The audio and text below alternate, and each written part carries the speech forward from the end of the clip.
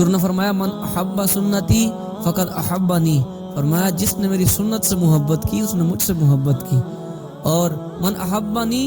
کان معی فی الجنہ، فرمایا اور جس نے مجھ سے محبت کی کل قیامت والے دن میرے ساتھ جنت میں ہوگا۔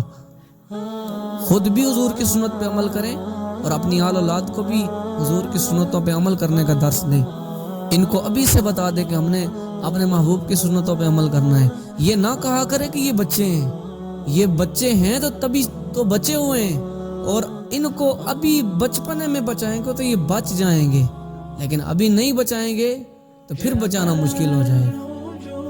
یہ خالی تختیاں ہیں، یہ کورے کاغذ ہیں، ابھی ان کے اوپر جو کچھ لکھ لیں گے وہ لکھا جائے گا اور وہی لکھا رہے گا، اور ابھی اگر اس تختی کے اوپر ان کورے کاغذوں کے اوپر اگر کچھ غلط لکھا گیا تو یہ غلط بھی لکھا رہے گا۔ اس لیے خود بھی حضور کی سنتوں پہ عمل کریں اور اپنی آل اولاد اور اپنے بچوں کو کھانا کھاتے وقت، کھاتے پیتے، اٹھتے بیٹھتے حضور کی سنتیں بتایا کریں، اور بتایا کریں کہ یہ ہمارے محبوب کی سنت ہے، یہ ہمارے کملی والے آقا کی سنت ہے۔ فؤاد شغوف إلى ربه أحب رضاه أحب لقاه يظل يجيء إلى ربوة قرار ويسمو وذا مرتغى